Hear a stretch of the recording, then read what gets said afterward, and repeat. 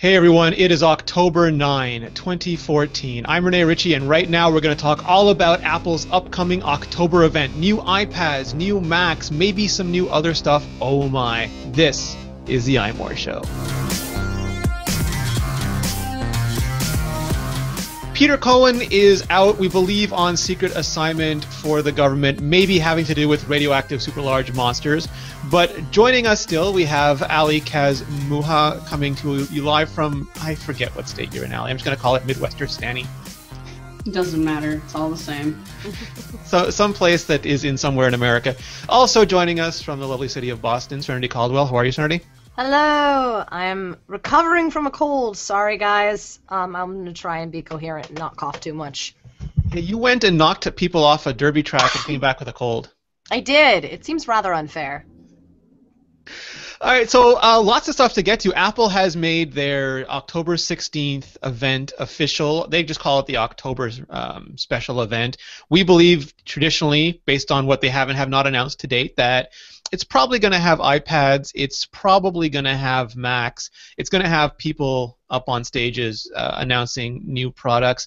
Ali, are you excited for new iPads? This seems like an iPad S year to me. I'm never as excited for new iPads as I am for phones, but I am excited to have Touch ID on an iPad, because typing in a passcode is very inconvenient to me nowadays. I don't like it. It takes me, and I've said this before, it takes me 10 seconds to unlock an iPad now, the first 7 of which are me realizing there's no Touch ID.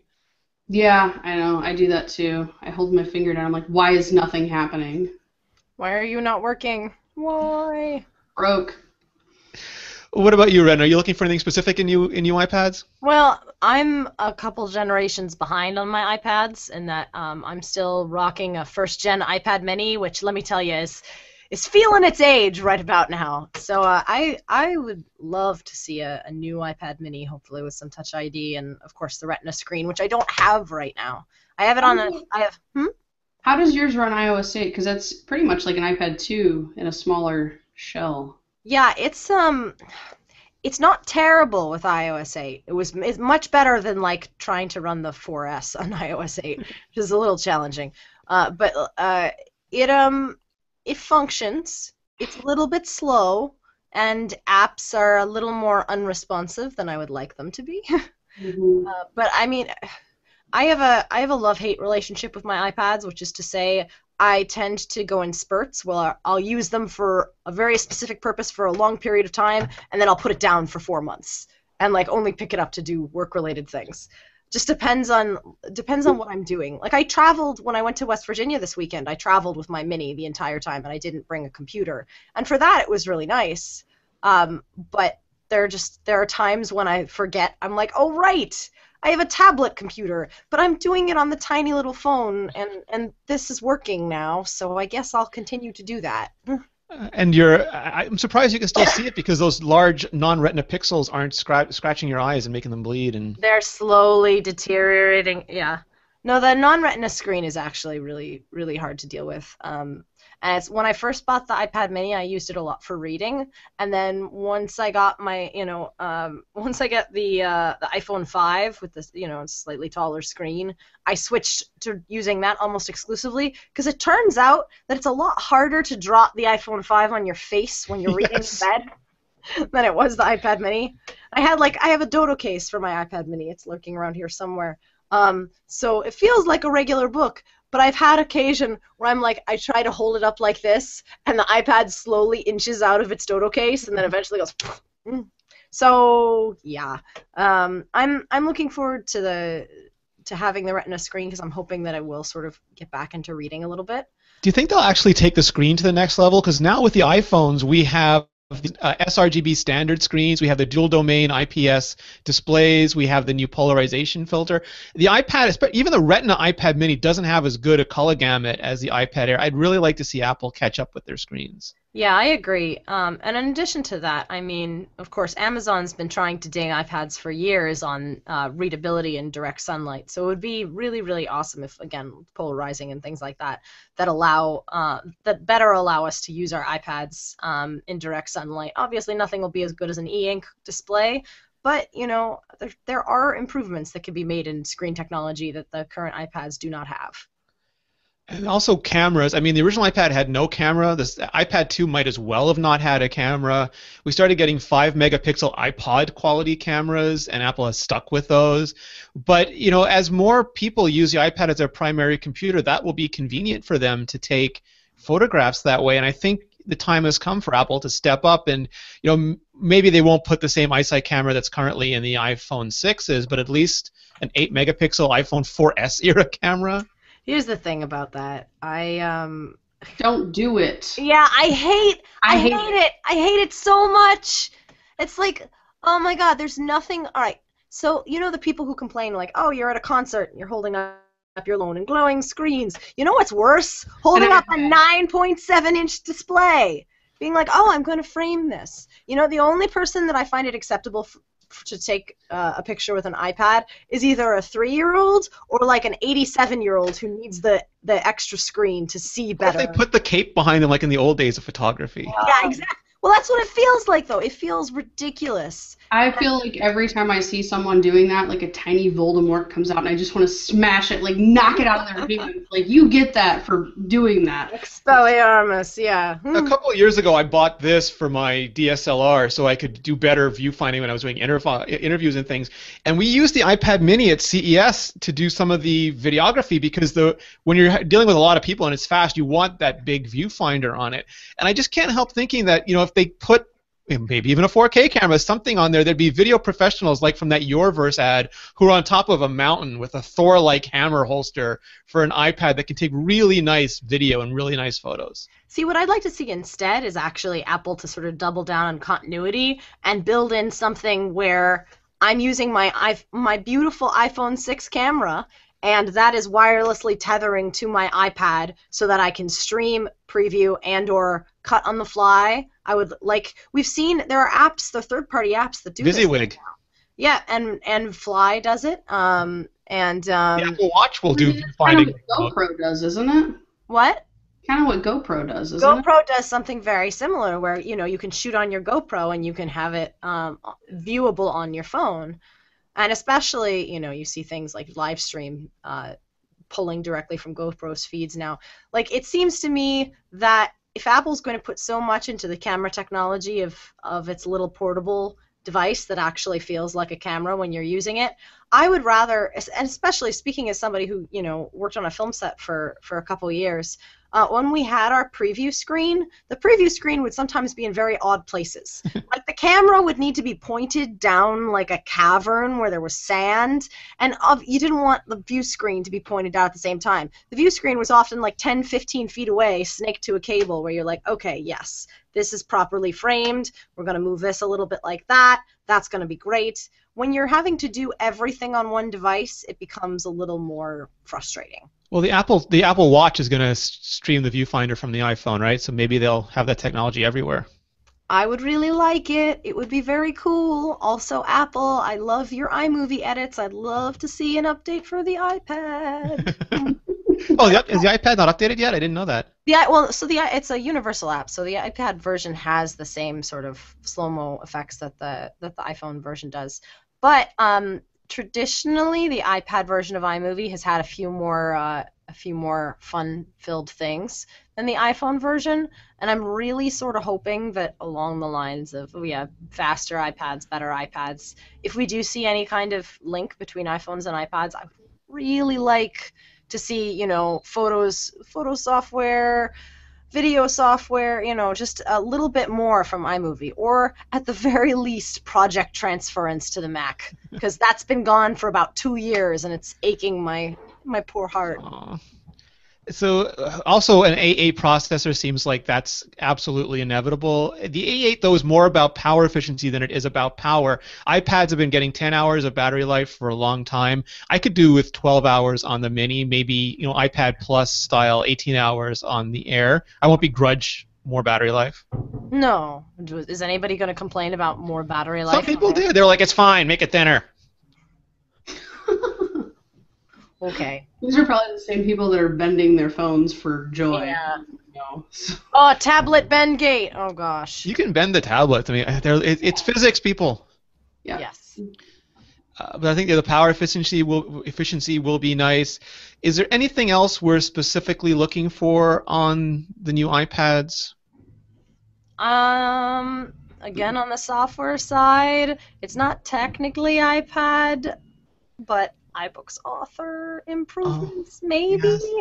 They kind of tend to tie the authoring software with the iPads, and they're usually, when they announce iBooks improvements, it's usually alongside new iPads, or the One Freak event that they had just to announce iBooks author in New York. But it would be like, I would really like to see a few new iBooks improvements, maybe some just acknowledgement that iBooks author isn't dying on the vine. Well, it's interesting because previously the recapitulation of the WWDC iOS talk would be at the iPhone event, and this year they skipped right over that, which makes me hope that, because along with Yosemite, which we'll get to in a few minutes, that software will play a bigger role in this. iPads are more of an iterative bump that leaves more time in the presentation for it. And something else we could see, Ali, is the long rumored side-by-side apps where they use the new size classes not to change the size of the screen like they are the iPhone, but let you have two apps sort of side by side on the screen. Yeah, for me, I think that would be more of a novelty feature. Maybe not. I would probably find uses for it that I'm not thinking of right now. But I would like to see stuff like that because I'm sure there's a lot of, for graphic design, I could think of reasons I would want that.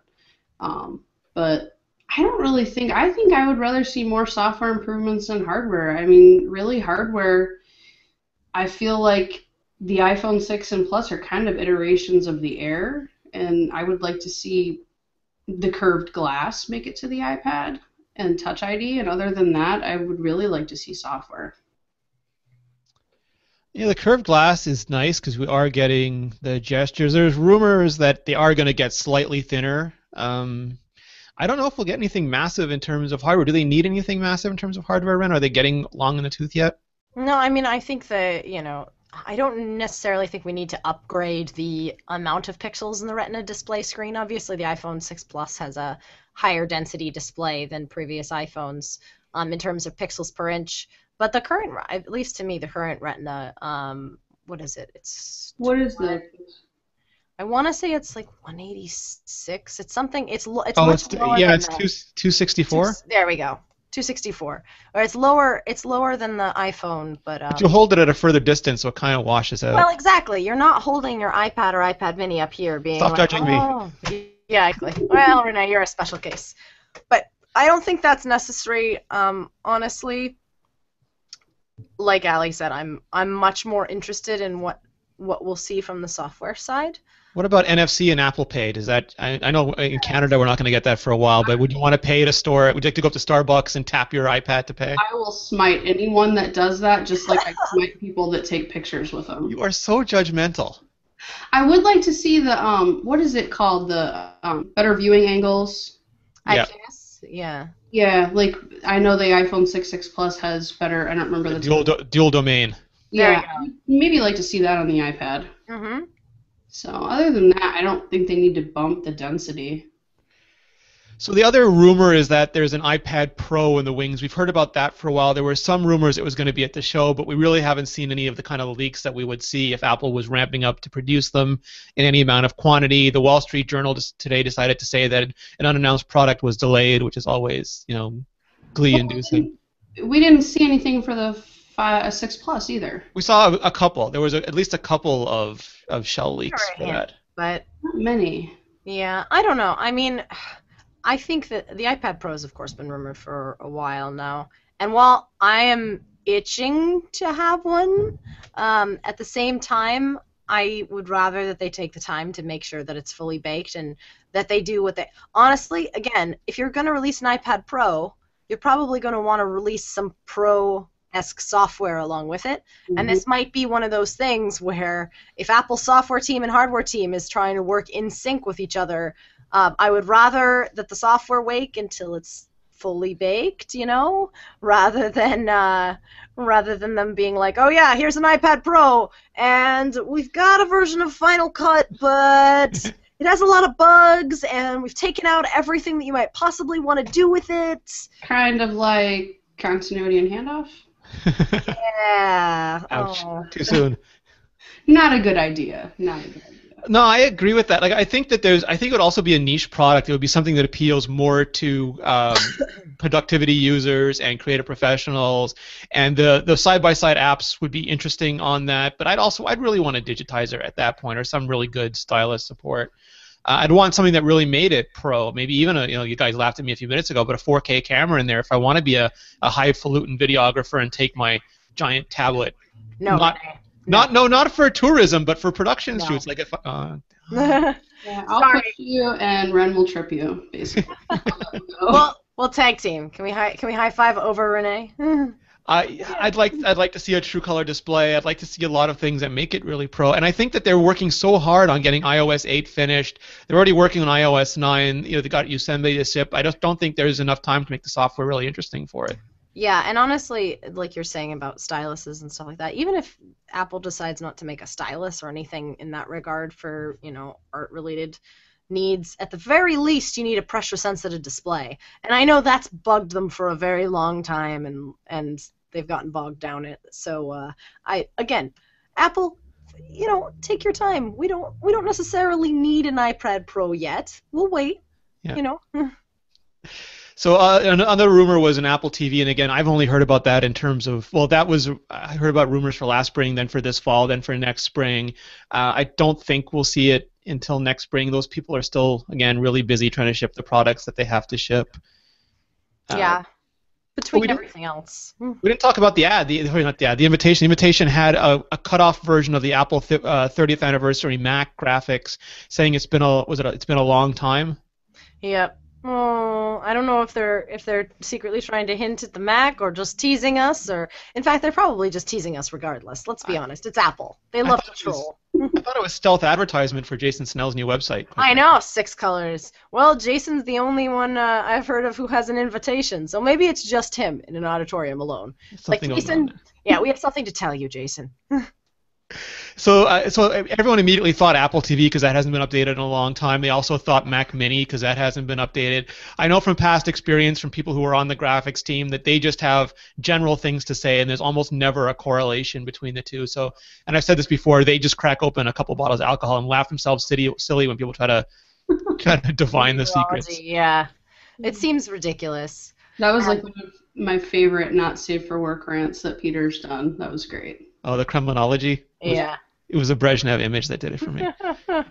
So I do think we probably have some Mac goodness on the horizon. The Mac Mini hasn't been updated in a long time. If Peter were here, I could stop talking for the next 15, 20 minutes easily, as he would tell you everything that has not been updated. The big thing for Macs that I don't know is that Apple is heavily bound to Intel's roadmap, and Intel has struggled to get Broadwell out. Well, Broadwell is like the A8 in that it's not a huge performance enhancement. It's more of a power management thing, which really constrains, like the fabled Retina MacBook Air is built on Broadwell, so that's entirely dependent on that. If Intel is slipping, then Apple's a huge customer. Maybe they can still get the chips. Maybe they can't. It's hard to tell.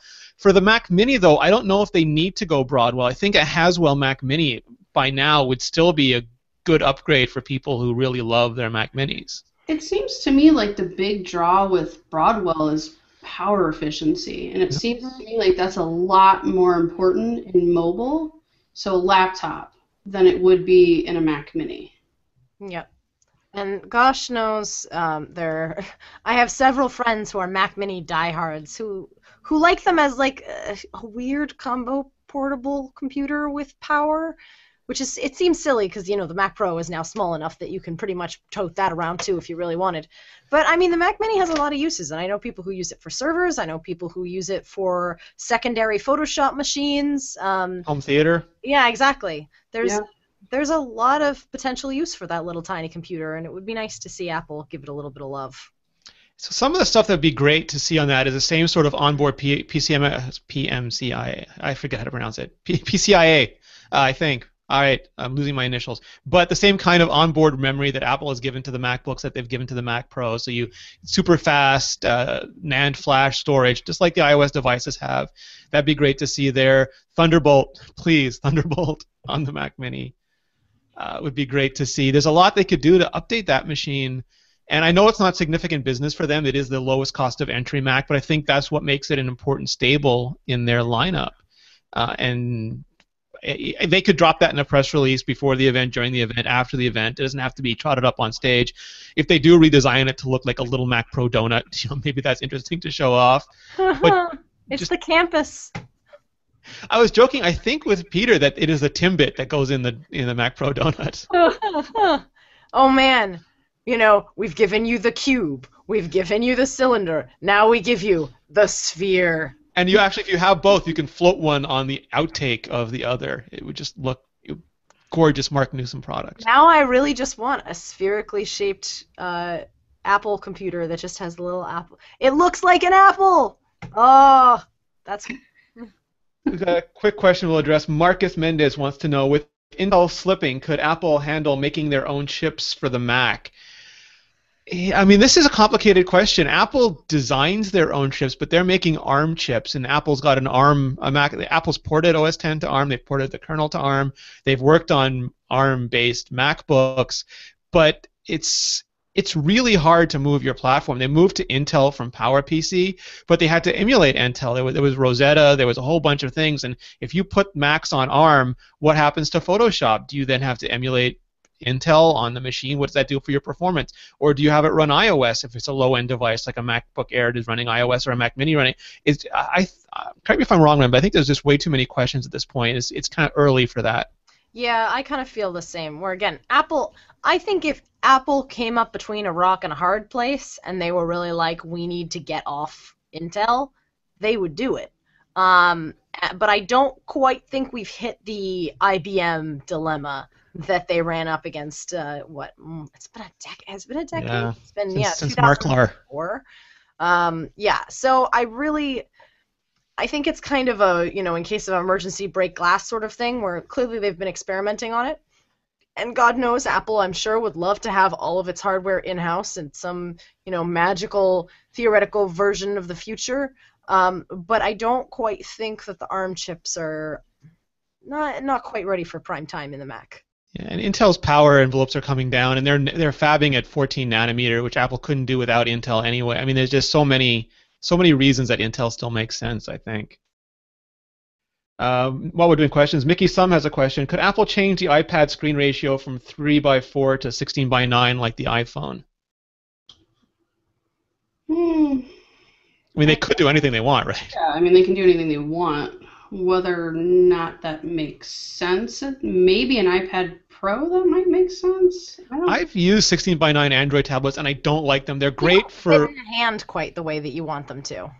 I mean, they're great for watching movies, but when you turn them vertically, they're just too narrow, and that affects book reading, comic book reading, all sorts of stuff. That's kind of why I don't like using my iPhone 6 Plus one-handed, because it's very top-heavy. Here's a couple of Nexus. These are Nexi 7s, and they're both 16:9, and it's just not... I mean, they're great this way. This way, no, not very good.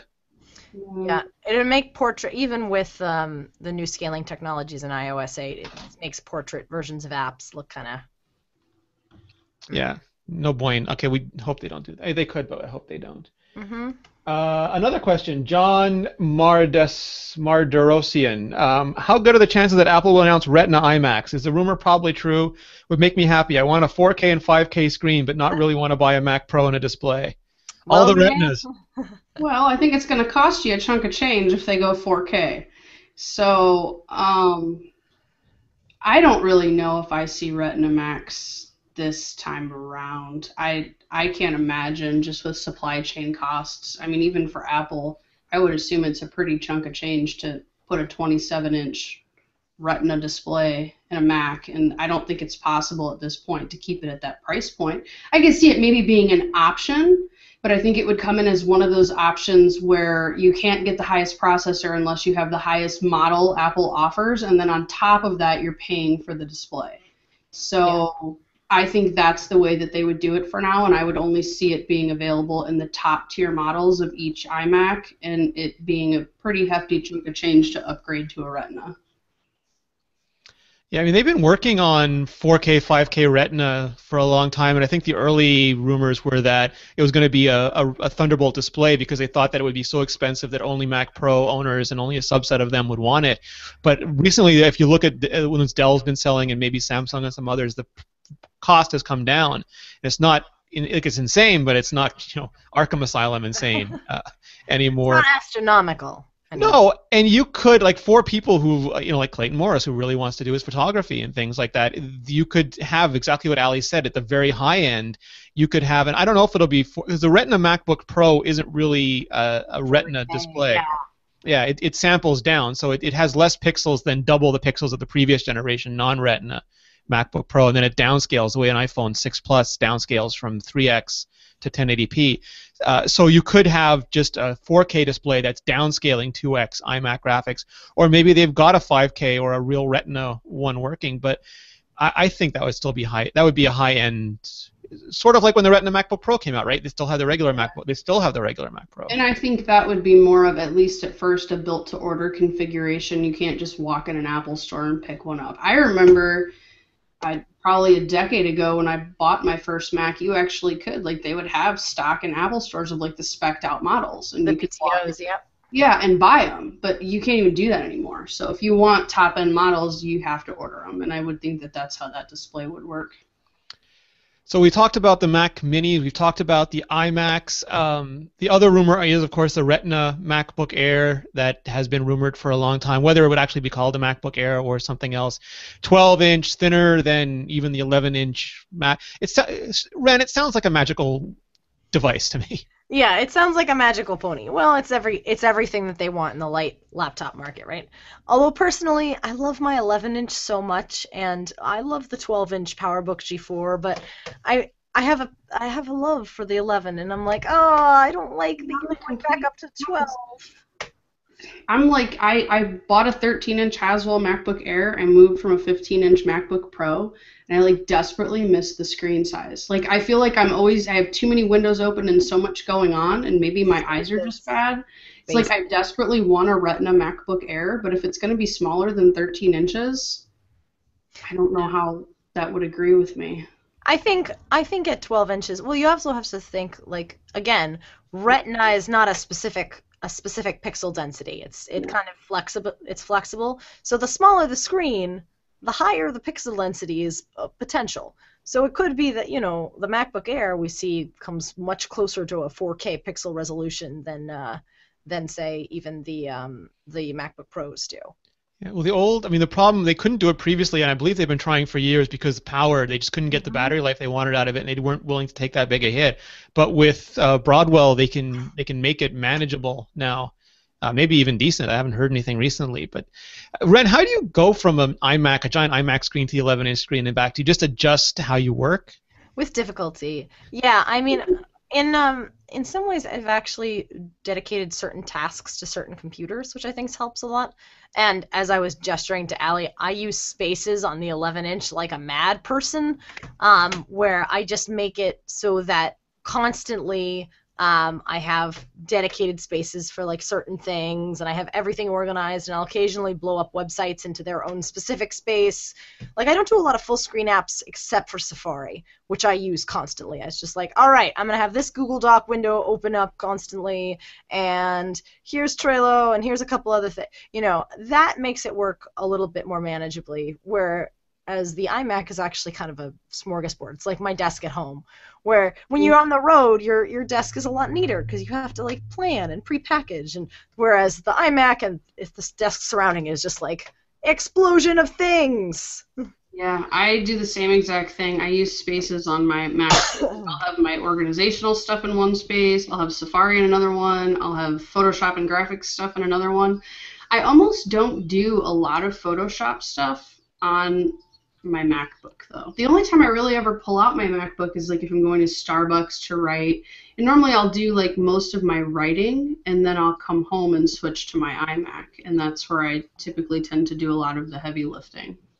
Yeah, so the 11-inch MacBook Air was my primary computer for it's a 2010, so I got the very first model of MacBook Air, That was my primary computer for 2.5, 3 years. I had a 15-inch MacBook Pro that was all but unusable as soon as I switched over to the 11-inch because solid-state drive. Yeah. And then I eventually, when the 11-inch was kind of slowing down a little bit, because I got the last generation of laptop that still had a 4-hour battery, and let me tell you, that was a little bit frustrating. So I switched over to the 15 and put an SSD in it, and I was like, oh right, this is what a big screen feels like. And then last year I got the iMac, and that was a big change.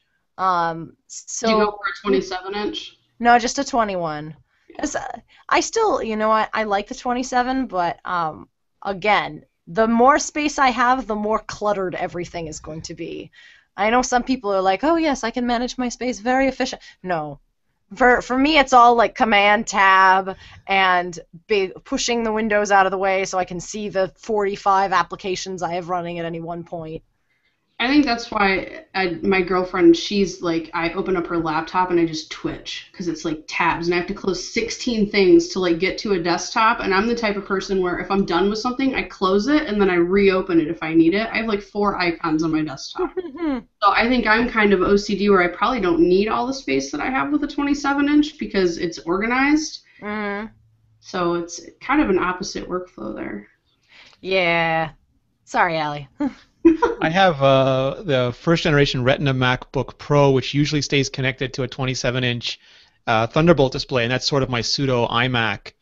And then I have a 13-inch MacBook Air Haswell that I use when I'm traveling because I've said this before, but the battery lasts so long I can close down coffee shops. It's just it's ridiculous. This is why I want a new MacBook Air, for nothing else, to be perfectly honest. My MacBook Air's battery life right now is, I think, about 2.5 hours.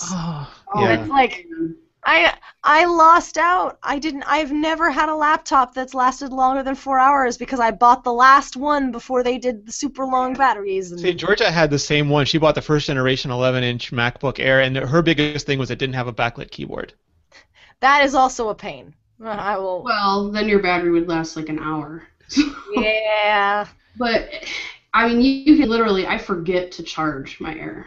And it doesn't matter. Like, I can go to Starbucks the next day or go to another coffee shop and, again, like, boot it up. It has 55%. Oh, I'm good for, like, at least You people are just teasing me now. And that was my thing. If they come out with, like, I considered a 15-inch Retina MacBook Pro, like, next year. And I wouldn't do it if the battery life is any worse than the Air because you get spoiled by it. And your battery's spoiled. Yeah, pretty much. If I can forget to charge my laptop and not suffer the consequences when I get somewhere, I'm not going to give that up. It's a new world, Ren. A new magical world. Well, hopefully after this event, I can actually join it. We'll see. So that's sort of whether Apple does independent displays that are 4K, 5K Retina, I don't know. Typically, they've done the iMacs first, and then when those get into supply balance, when they can make enough panels to satisfy the new iMac demand, then they make the Thunderbolt display. Although they never really updated the Thunderbolt display last time they updated the iMacs, they went to that new thinner design, and the Thunderbolt displays stay the same. So those are long in the tooth. The Mac Mini is long in the tooth. iMacs. No, but they really are a flagship desktop, I think. Mac Pros, they'll get a bump if there's new Xeon processors, but that again is dependent on Intel, and it's just a bump. I don't think Apple's going to redesign it again soon. No. So I'm going to take a quick break and tell you about lynda.com. Lynda.com is an easy and affordable way to help you learn. Instantly stream thousands of courses created by experts on software, web development, photography, graphic design, and more. It's fresh content. New courses are added daily. It's high quality. You know what I like best about this, Ren? Mm-hmm. If you only have a few minutes, you can just watch one little segment. But if you have a long period of time, you can sit down and watch an entire course. You can learn how to do something almost as though you're jacked into the Matrix. I love Lynda. I think it's a really, really cool service. The Chris Breen, who I used to work with at Macworld, did some videos, and I would always go over and be like, "Oh, Chris, what are you doing?" And then go down the rabbit hole of like, "Oh, I can learn how to typeset? Well, that's cool." It's amazing. They've got like beginners to advanced courses. They are taught like by people like Chris Breen, by people like Bert Monroy, by experts in their field. And you can. The best thing about Ali, this you think would be expensive, right? Like this could cost you a fortune. It's $25 a month unlimited. That's a pretty good price. That gives you access to over 100,000 video tutorials. You can upgrade to Premium, which lets you not only anyone can watch these on their iPhone, their Android, their iPad, but if you get a Premium plan, you can download them. You can download project files and practice along. They have some of the topics they're doing now: iPad tips and tricks, create an iPad web app, shooting with the iPhone 5S. And the nice thing about Linda is they're updating constantly, so I won't be surprised if by the time you go there, between them giving me this document and you actually landing on the website, there's iPhone 6, iOS 8 stuff, there'll be Yosemite stuff almost immediately. It's really impressive. It's almost, Ellie, I can't say it's like reading one of your do-it-yourself courses. It's like watching someone teaching me how to do it myself. It is. It's like Pinterest, but with way better instruction. It really is. So we've worked out a special deal with lynda.com. We've got a special offer with them that gives you access to everything for 7 days. It is a free trial. All you have to do is visit lynda.com/iMore, and you can try everything. Again, free 7 days. That's lynda.com/iMore. Thank you, Linda. Thank you. So that leaves us with Yosemite. The big, I can't really say the big cat in the room anymore. The big national park in the room. The California Institution, kind of a monument in the room. Well, at least it's not Oxnard, right? That is true. Or Rancho Cucamonga. Yeah. Or weed. Yeah, Craig. Oh, he was so good. So Yosemite, Craig Federighi showed it off at WWDC. He'll probably show it off again this year because they have not yet enabled all the fancy continuity features outside of the betas, and that's really demonstrable stuff if you can show people slinging around their apps. What's going to be interesting to me is they did not show off any iTunes or media handover yet. So like if you want to continue watching a movie, continue listening to a playlist, Eddie Q hasn't really done any iTunes-y stuff lately. Maybe that will be held for a spring event or for WWDC 2015, but if there is a big handoff display, we could just get what we have so far. They could tease us with more. I think we've probably seen, given how hard it's been to get handoff out the door, I think we're going to see what we got already. Yeah, I would agree. And I would almost, for my sanity after launch, hope that that's all they do. There's this small part of me that kind of hopes, because fall events have traditionally been the Apple Music events for a long time. Do it. I know. It's a bad thing for us. But part of me is like, oh man, can you imagine a new iTunes where we don't have to worry about this horrible syncing mess that iCloud Photo Library and the rest of iCloud has made iTunes into, and continuity-based iTunes, handoff? I think my theory with photos and stuff is once the Photos app is released in 2015, I don't think you'll see a Photos section in iTunes. I think it will disappear, and then you won't have to worry. It did disappear in earlier betas if you had iCloud Photo Library enabled, where the tab just vanished. Did it? Okay. Yeah. I have Photo Library enabled, but it likes to enable and disable itself. At will. Sometimes the option's there, sometimes it disappears from settings, but I'd never plugged my phone into iTunes. Yeah, I did primarily before I had the iPhone 6, the 5 I think I only had a 32 gig for, and I somehow had 6 gigabytes of synced iPhoto library photos. Yeah.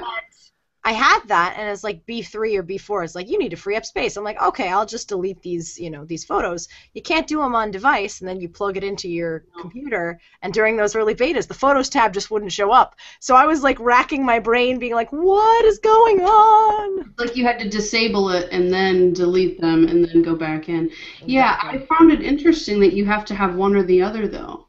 It makes sense. Well, at the point... It does. So if we're operating under Apple's theory of sync ideas, it's Apple will only sync things that it has access to on both sides. So as a result, if you can only sync iPhoto to the phone tethered and you can't connect that over iCloud Photo Library doesn't want anything to do with it because it's afraid of overwriting data or having problems exist there. So it makes sense from that perspective. The problem is that iCloud Photo Library is the only current service. I mean, it's in beta. It's not technically even launched yet until hopefully this month. But it's the only service that doesn't, for iCloud, that doesn't have a Mac counterpart. which is making the syncing question very frustrating indeed. I can't get my photos to my phone in its current state. Anything that was in iPhoto is kind of just stuck there if I want. Yeah, it's siloed. Ugh.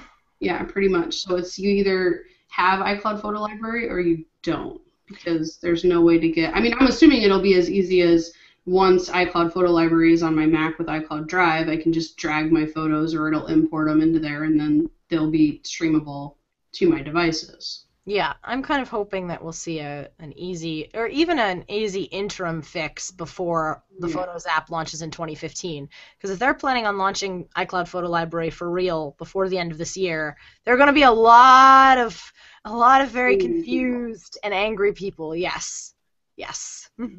I'm just going to go on vacation, Renee. Saying it right now. Well, you've already told me that. Allie! Well, Don't I think leave the us. big constraint with iTunes is still that the necessity for them to bundle it up and move it over to Windows, which keeps it monolithic and keeps it probably on an old code base. And I think once we get all the iCloud stuff in place, they'll feel much more confident about letting that slip. And I can see a day where Windows is only handled via web apps, the way iWork and iCloud and Photo Library and things like that are going to work. And then I think that'll open us up for much better stuff on the Mac as well. Yeah, I'm hoping so. Or you get like a little standalone tool that's just like the iCloud Photo Library syncing. Yeah, it'll be more like iOS with dispersed apps.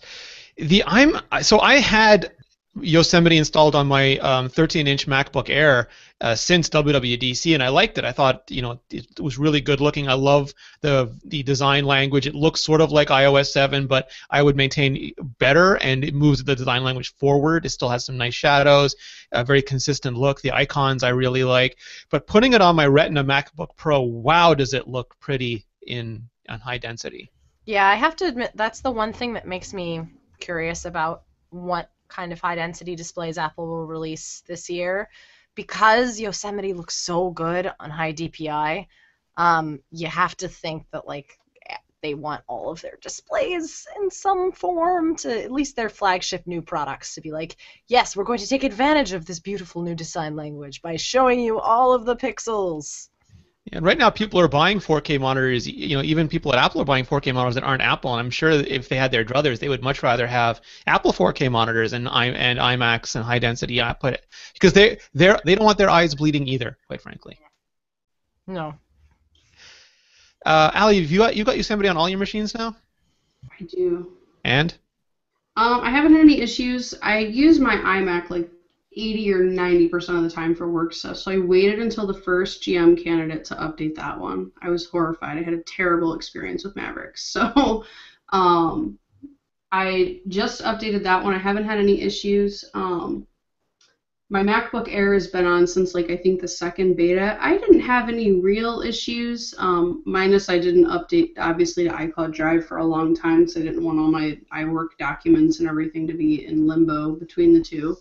But the only thing I've had issues with are Adobe products, ironically. But other than that, I haven't had any issues with Yosemite itself. It seems like a pretty clean release. I almost want to say it seems cleaner to me in terms of bugs than Mavericks. I had a lot of issues with Mavericks. Oh, mail. Mavericks mail. It ate my Mobile Nations account. All of my stuff was gone. Yep.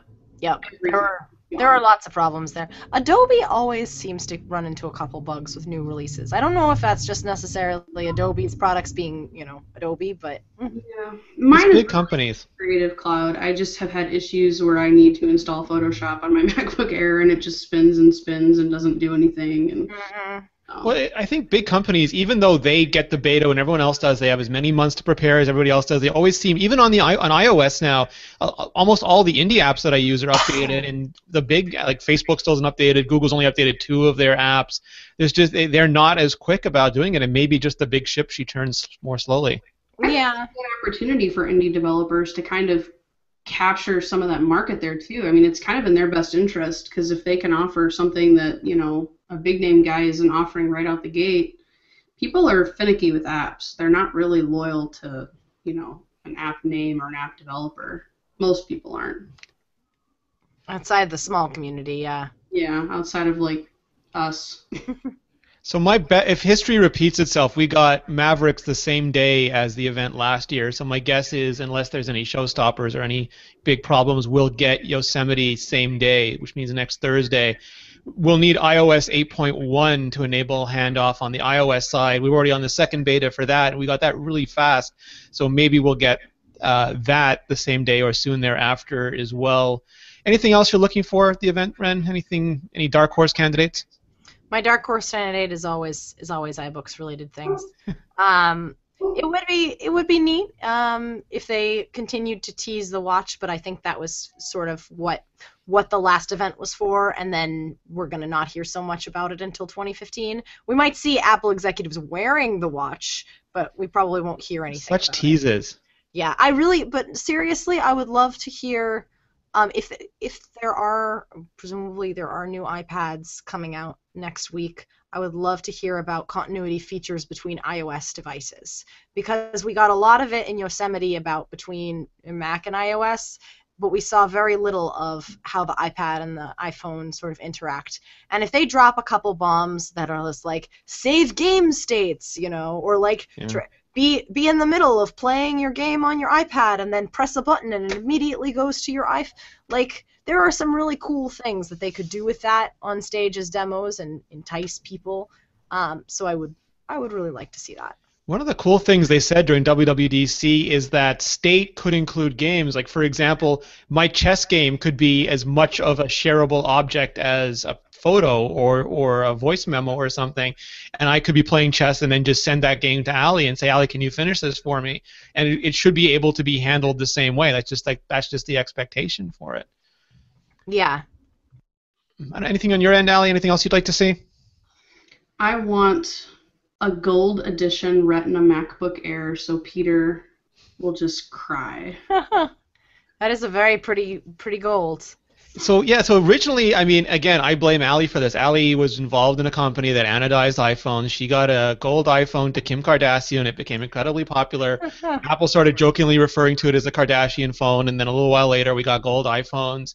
Apple didn't do gold iPads because they thought it was too much gold, but then they did the gold iPhone 6 and 6 Plus, and suddenly the 6 Plus is not that different in size than an iPad mini, so maybe we'll do the mini, maybe we might as well do all of them. Gold. I mean, we did a bunch of gold iPads, and we did the minis right from the time the first mini was released, and they look really good. I wish that they would do gold with a black front, though. It looks so much better. Agreed. It's just because you like Peter are a Bruins fan. I went to Purdue, so I'm going to say that I'm a Purdue fan. So. But yeah, it looks a lot better, and I think that would attract. I think a lot of guys would. Maybe Peter would even convert for black and gold. Well, and honestly, having this is my first white iPhone, and 4 weeks in, the scratches are so much more noticeable on the white than they are on the black, really? Which seems odd. I mean, how are you scratching your phone, Ren? I don't know. You over it with roller skates. Yeah, well, that was an accident. That didn't scratch the phone. The things that have been scratching the phone are like pulling it in and out of a zippered pocket, where it's. Oh. I don't know if this probably won't show up because it's. Like I've got tiny, like a bunch of tiny little scratches all over the front. I've got a couple, but that was from the camera module of the iPhone 6. I put in my pocket at the same time together, and they did not. Oh, they did not like it. No, I don't think you can see it either, but it's just there's a couple. Yeah, this is Yeah, I got a bunch all over the screen. Either I'm very, very clumsy. I mean, you can't see it when the screen's on, so it's not a big deal. But it is the funny thing with Steve Jobs. I think like keys. My strongest aversion is fingerprints. So like black phones, I think that's why I always bought white, because I can't, like, especially like the Plus. I got a space gray Plus, and I love the look of it, but I look at it and like I smite it because there's just. Well, you can't photograph it, right? Like, because it shows every little bit of dust and lint and fingerprint on it. It's really hard to get photos. Yeah. I don't know. I mean, I guess that's what Photoshop's for. I tried. That takes forever. Like, unless you're like Leanna and you obsessively clean it, and then even then I find by the time you finish cleaning it and you finally get the photograph, a couple more bits of dust have hit it. Maddening. A couple quick questions we'll get in here while we're pausing. This is from Ray D 1994. In iOS 9, would you prefer more performance fixes? Would you prefer performance? Sorry, would you prefer performance fixes or new features? What do you think? Does Apple need a snow leopard moment? I kind of felt like iOS 8 was actually a huge sort of snow leopard release on top of iOS 7. But we're going to need some finessing of continuity and handoff. Like, that's a V1 product that's begging for finesse. Even extensibility is V1. Like, so is HealthKit. There's so many V1s now. HomeKit, all of that. Yeah. So yes, another snow leopard. Snow leopard V2. Continuity and handoff are kind of like the equivalents of iMessage and FaceTime for like iOS 6, 7. Like I remember my iMessages would not sync properly between devices in beginning versions. FaceTime would ring sometimes on some devices and not others. So I think that we're kind of in for the same thing with handoff. My phone rings now, and then within 2 seconds, every like 13 different devices in my room start ringing. Do not disturb forever. Like I'll answer the phone, and then they don't stop ringing. Well, yeah. So it takes a second for the other ones to start ringing, then I answer my phone, or it takes a second or two for them to stop ringing. Yeah. Problems all around. Well, I think I've mentioned this before, but I want to take old iPhones and scatter them around my house and use them as extensions. Be like an old cordless phone system. Yeah.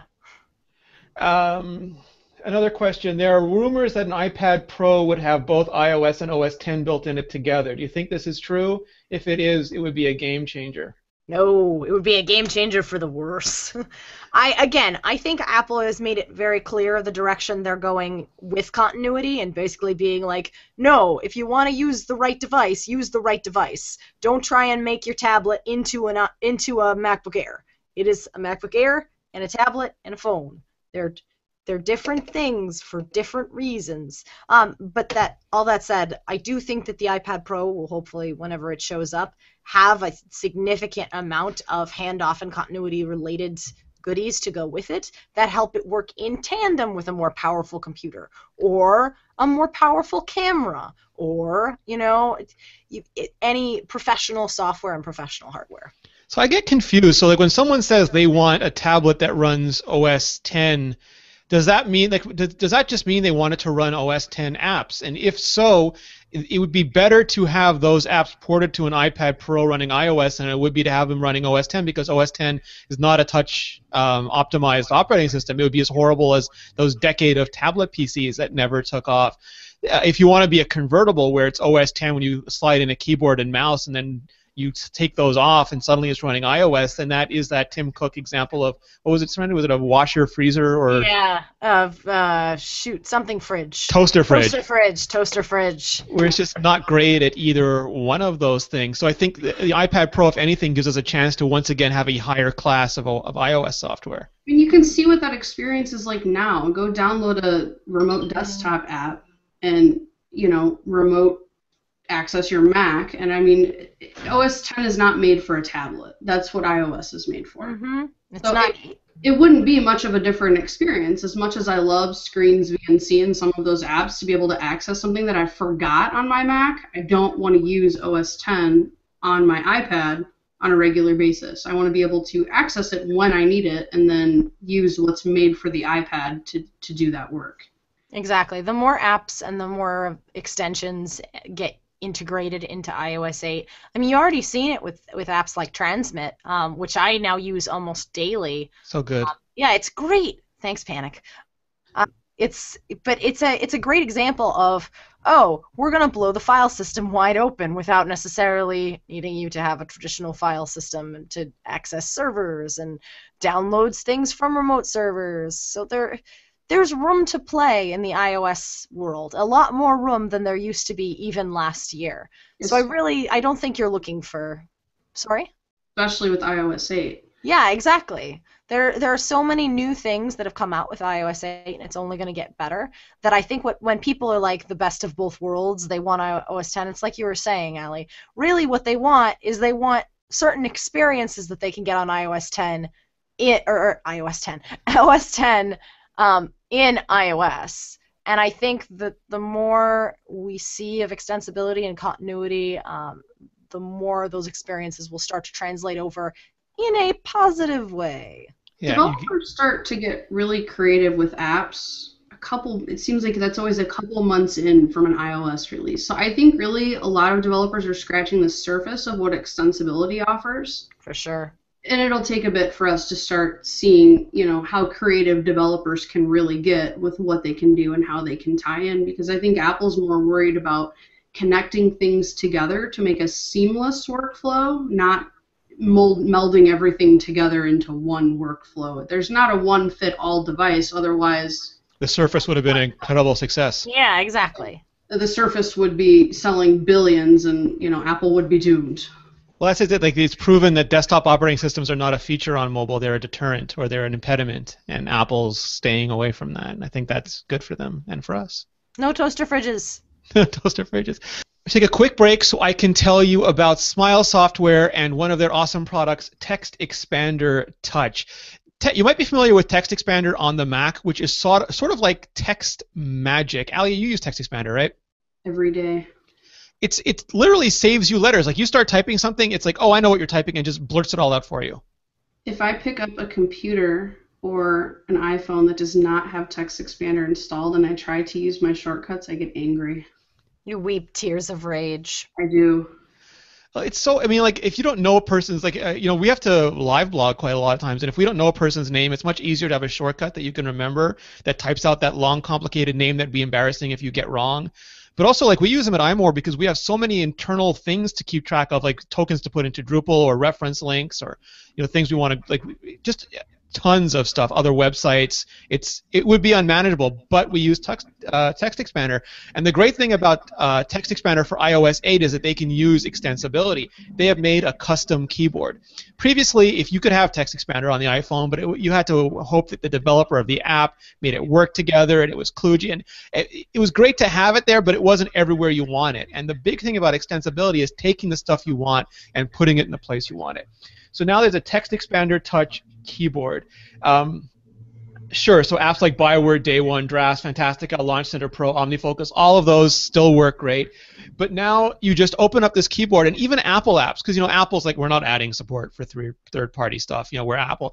The keyboard just goes, don't worry, dude, we got this, and it will just, you start typing, and your shortcuts will magically appear. It's in the keyboard. So good. Right, like you just start typing something, the keyboard takes over, it finishes your job for you. Like a good keyboard should. I feel like I'm on a sofa being slowly fanned by a wonderful keyboard. That's a wonderful image. I think I'm going to have to draw that on Post-it at some point. It's great, and I know some people are concerned about custom keyboards because you have to grant certain levels of access, especially with complicated ones that keep a lot of intelligence in the main app and need to share it back and forward. But Smile's got a great policy. They respect your privacy. You can go there and read everything about it. I wish Apple made it easier to install. I wish the messages made it clearer to understand. But this is Smile Software. These are the Text Expander guys. You know them. I'm using it. I trust them. I think the utility of it is absolutely fantastic. So, all you have to do is go to smilesoftware.com/iMore to get more information. That helps us out because it lets them know you came from us. But I love this so much, I don't care. Just go to the App Store, go to Text Expander, get the app, install the keyboard, add your shortcuts, get it for the Mac as well, because working together is so much more powerful than working apart. It really is Wonder Twin powers activate. I have nothing else to say. Thank you, Smile, for supporting us. Thank you, everyone, for supporting them. Again, smilesoftware.com/iMore. Text expand all the things. All right, so the event is on Thursday. We'll be doing, thus far we are not going to be there live, but we will be bringing it to you, at least all of our usual color and analysis and commentary and the like, and I'll have a link in the show notes of where you can go to find all of that. In the meantime, we've also been busy with other things. We've had Serenity join us, of course, and you were kind enough to share with us all the things that you keep sequestered on your iPhone.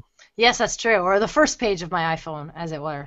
I didn't go into the second page, which is like the 10 billion folders that I have. Is that the place apps go to die? That is the place where apps, you can't even, it's all the... Wow. It doesn't look like there are that many apps until you go into a folder and you realize there are like 3 pages in there, so... so many apps. Yeah. Thank gosh for 64 gigabyte displays hard drives. You did an article on it, but are there any highlights, anything you think is especially interesting to share? Yeah, so I talked a little bit about the front page and my wacky system for organizing things, which the thing that I personally like is if you're having trouble adjusting to if you like shooting with third-party camera apps, but you're having trouble adjusting to the fact that the camera shortcut is so easy, which is usually my reaction now, where I'm like, oh, I'm taking a photo, I'm gonna swipe up and press the camera shortcut. Oh no, I wanted to take it with manual or a different camera. I've just put all of my camera apps in that bottom right corner, just stacked on top of each other, so that when I go to swipe, I'm like, oh, there's a camera app right there. I'll just tap it instead of being like, swipe up. Oh, lifestyle hacks. Yeah. And gosh. Oh, actually, I'll talk about an app that I did not talk about on my home screen, but that I'm obsessed with is called, so Post-it came out with an app a couple days ago called Post-it Plus. And people who know me know that I use a lot of Post-its, and people who don't know me, well, I use a lot of Post-its, and some of them I draw and just do various drawings on. But I love using Post-its for brainstorming. I've got my window over here, which you can't really see because it's completely like it's little washed out, but I've got Post-its all over the window that are each tracking like different things that I'm working on, because I just like having that tactile, whiteboard function. But Post-it Plus lets you snap pictures of your Post-its, then it tries to figure out those Post-its, and you can actually automatically size them if the camera software doesn't grab the Post-it that you want, and then it digitizes them and puts them on a virtual board, which you can then rearrange to your heart's content. So does it have optical character recognition? Like does it make them searchable? No, actually, I don't know. I haven't tried it. I haven't tried it with things that aren't cartoons yet. So I don't think important ones first. Yeah, so I don't think it does OCR, but I do like it. Again, I like it from a physical world moving to the digital world. Well, it's backup. I mean, your Post-it notes aren't backed up. Now they are. No, well, yeah, but also, again, from a cartooning perspective, because I can drag and drop these Post-its at will, it's really cool if I want to do like little sketches. So I could be like, oh, I want this to be in panel 1, this to be in panel 2, this to be in panel 3, and then use this as a reference when I'm actually drawing the full-size version of them. Very nice. Yeah, you got a little bit of static for your driving apps, though. Yeah, that's so on the article I said, oh, I have the top row of apps are my things I might need to tap while driving, and people got outraged, being like, "You're using your phone while you're driving?" Monster. Yeah, and I'd like to point out that the apps in my top row are Dark Sky, which is a weather app, and 2 navigation apps, and Beats Music. So the things that I'm actually using are things that you might be able to find in a fancier car's navigational system. I just chose to opt to not get the fancy navigational system and instead use my iPhone as a fancy navigation system. It goes over the speakers, so that was my thing too when I bought a new car in February. Why would I pay for that if I can just use my phone? Exactly, and it's like, oh, I don't want to pay $2,000 for an in-unit navigation system where the touchscreen isn't as good. And like you've got CarPlay rolling out into select vehicles, but it probably won't roll down to the kind of car that I got for another few years. And even if it did, I would much rather use Apple's technology, because it's like, oh man, it's a touchscreen that's responsive, and also the majority of the things that like routes, navigation, yeah, I like being able to touch and move that around and zoom in and out when I'm sitting in traffic and trying like desperately to find an alternate route through this stop and go stuff. But I was like, but for music and stuff, like my car still has old school navigation or old school like dials and buttons. So when I'm trying to control the climate or something, I'm not like tapping angrily at a touch screen. Now, I will give, some navigation systems like me, I opted to just like you use my phone. Now, my girlfriend's a realtor. She's always plugging in all kinds of funky addresses and going 80 billion places. Honda makes a very good navigation system that's very intuitive. You don't have to smack a touch screen. It rules out letters as you're basically entering them. Mm-hmm. So before she even finishes typing, it knows what she's doing. So stuff like that, it's worth it. But for most people, most of the time, those are more cumbersome. I mean, it took her a month to learn how to use it properly. Sure. So, you know, most people aren't willing to use that learning curve, and it's not going to be worth an extra $2,000 for a navigation system. No. So, but rest assured, iMore readers, I'm not using like messages or Facebook in my car. You're not tweeting Doge memes while you drive. Although with Hey Siri, it's a lot easier. But I did mine as well, and I'm very default. I just leave most of my stuff to default settings. So I did my second page. But the biggest realization I had is I did a clean install for the iPhone 6 Plus. I didn't restore from backup. I just started it as a new device, and I've been adding apps as I've found the need for them. And it's been 3 weeks, and I haven't found the need for any Google apps, and that sort of surprised me because I remember a couple of years ago, a bunch of people in the tech community were like, oh, I've gotten all the Apple apps off my home screen. It's all Google now. They're all lost in a folder. Google's doing much better at everything. And I have Gmail going through, because we have a Google accounts for Mobile Nation, so I have that going through Exchange, which I still think is the best way to do it. I'm using Apple Maps because Google stopped announcing the number of the exit, so I can never find the right exit. Google Plus, I don't really need. I only use it to see what my friends at Android Central are up to, because all my normal, like my technology sort of friends are on Twitter, and my real life friends and family are on Facebook. And I don't back up with Google Plus because I want my photo backups to be in a repository, not a social network, which is why I don't back up to Facebook either. Google Docs is all confused right now as they're going through their breakup from Google Drive. And everything else, I didn't find a need for it. And I thought it was interesting because those apps were considered so indispensable recently. And the comments on the article were that a lot of other people didn't find a need for it either. We still use Hangouts. We're using Hangouts right now, but Hangouts drains so much battery on the iPhone right now. I took it off. Actually, I didn't even put it on I took it off the iPhone 5S, didn't even put it on the iPhone 6 Plus because I went days without using it, but it never went a day without being the top battery consumer on that phone. So I think it's some combination of Apple's apps are just they've matured a lot, especially things like Maps.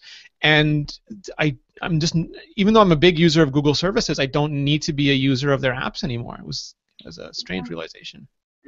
I only use Hangouts because I have weird Android friends that aren't in the US that message me on there, so I feel like I still need that. And then Maps, I have Google Maps specifically for transit because I feel like they're better at transit than anyone else, or like walking directions.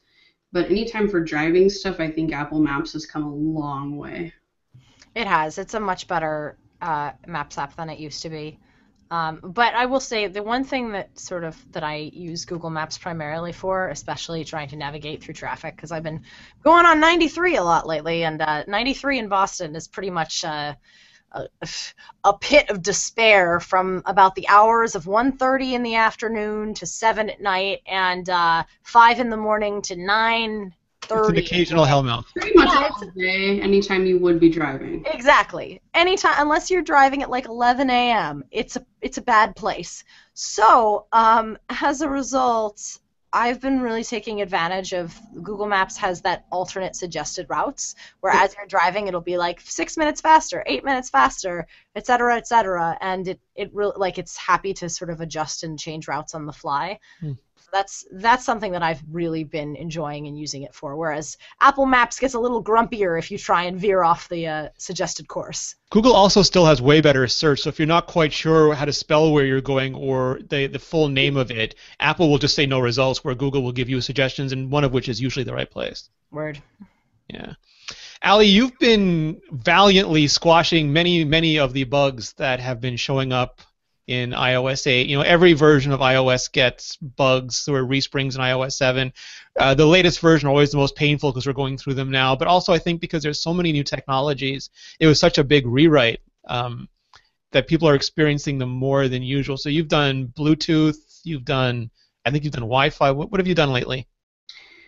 Bluetooth, I think we did some Wi-Fi stuff. Bluetooth, I think, was the big one. It's something I think going up today on iTunes Wi-Fi sync, which I think a lot of people were having issues with. It seems like, ironically, handoff's what's causing that problem. Bluetooth is kind of a funny beast because I feel like it's really hard to pinpoint because everyone seems to be having different issues with Bluetooth. So I have like no Bluetooth issues. I haven't had issues with my car. Haven't had issues since early betas, and they were pretty minor. Now in the Crosstour, which is the other vehicle we have, when you call someone on Bluetooth, and this is new with iOS 8, and it does it on every device, it doesn't ring. Like the call's going through, but it doesn't ring, and then all of a sudden, like someone's on the other end. So it's like a lot of really quirky, irritating problems, and I don't know if people should be blaming Apple or blaming manufacturers or developers for not updating. I don't know. It seems like every time there's an iOS update, for some people they lose Wi-Fi, for some people they lose Bluetooth. It's just whatever new stack they have to support that radio ends up having issues. And that's, again, that's one of the problems with this stuff is that millions of people will be fine, but enough people will have the problem that it gets a lot of attention. You know, we were talking about the shortcut sync last week, and a bunch of other people said that they had the same problem with it restoring shortcuts. And everyone is furious about something that's slightly different, and that's a big problem. And I know some people are saying that's why the adoption levels for iOS 8 aren't as high as iOS 7. iOS 7 this time last year was at 70% adoption, where iOS 8 is at about 43%, and it's not rising very fast. And I know a lot of people have been debating this. I wonder if the big change that was iOS 7 maybe made people more cautious about updating.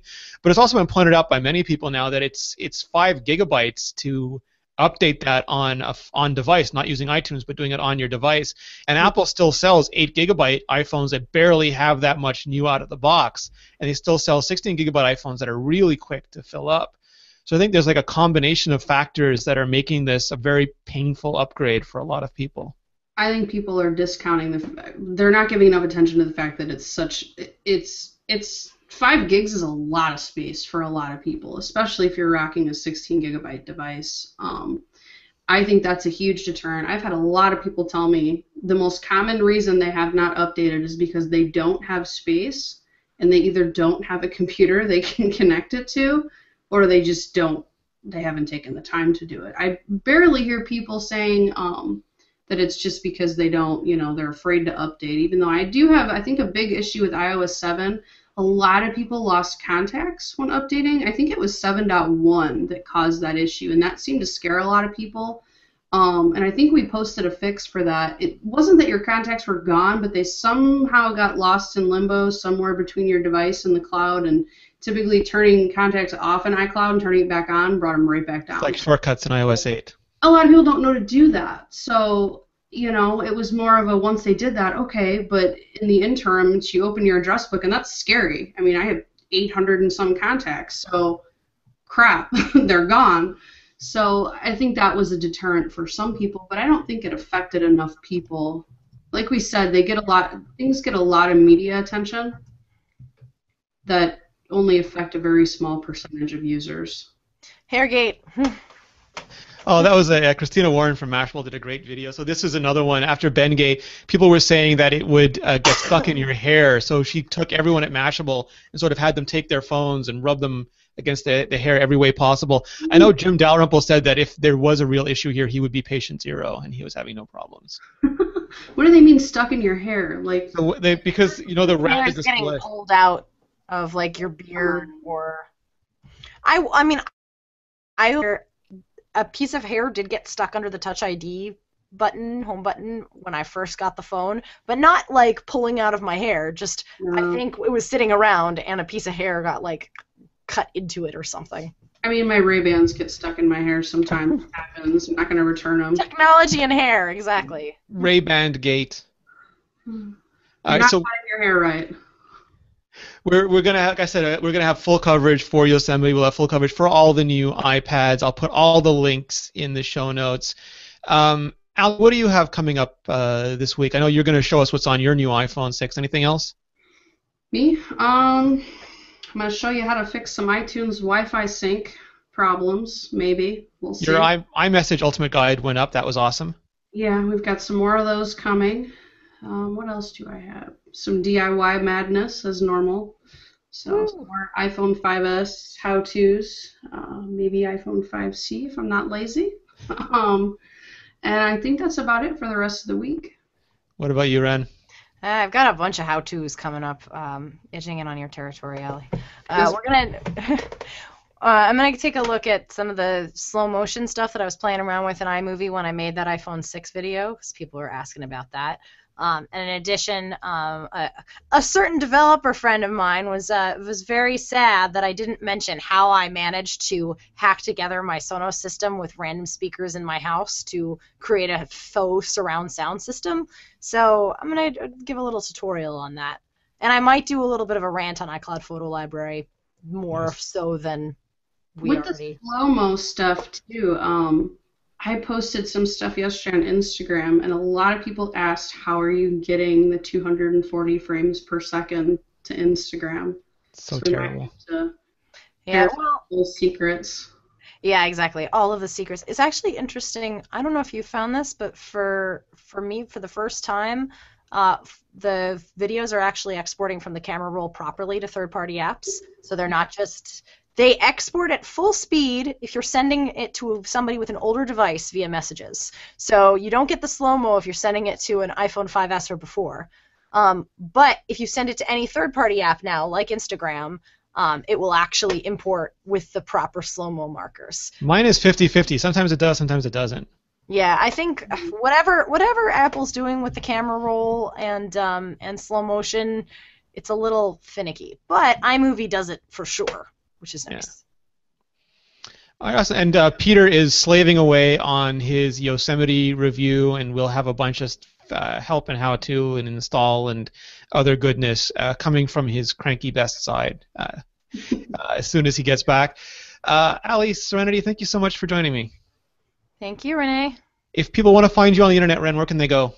They can go to Settern at Twitter and also on iMore, where I will hopefully be writing even more of all of the things. Settern? That is correct. Allie, what about you? I am at iMuggle on all of the things and how-tos every day on iMore. Nice. If Peter were here, you could find him at Flarg, which is his name in Kaiju. You can find me at Rene Ritchie. You can find all of us here. I'm not sure what's going to happen next week because it is the Apple event. We're going to try to do a podcast, but I don't know where I'll be, where everyone will be. So stay tuned. We'll keep you up to date on that. In normal times, we are here every Thursday, 11 a.m. Pacific, 2 p.m. Eastern. I think that's like, don't quote me on the 7 p.m. Greenwich Mean Time, maybe Zulu, I don't know. But if you can't reach us live, and being here live is the best because you can ask us questions like some of the people did and interact with us and talk with us. But if you can't be here live, the show goes up on YouTube, youtube.com/iMore video. It's also available in audio form on RSS or iTunes. Allie, Ren, again, thank you so much. Thank you. Thank you. Questioners, community, thank you people so much, and we will see you next week. I forgot to do the ads. I'm terrible. You always forget to do the ads. I know. If you guys have to run, you can run. Otherwise, you're welcome to join me. What are the ads that we're talking about? Lynda.com and then Smile Software. Oh, I've already heard these. All right. Mine's text expanded, right? I don't know which app they're going to ask for, though, so I'll take a look in a second.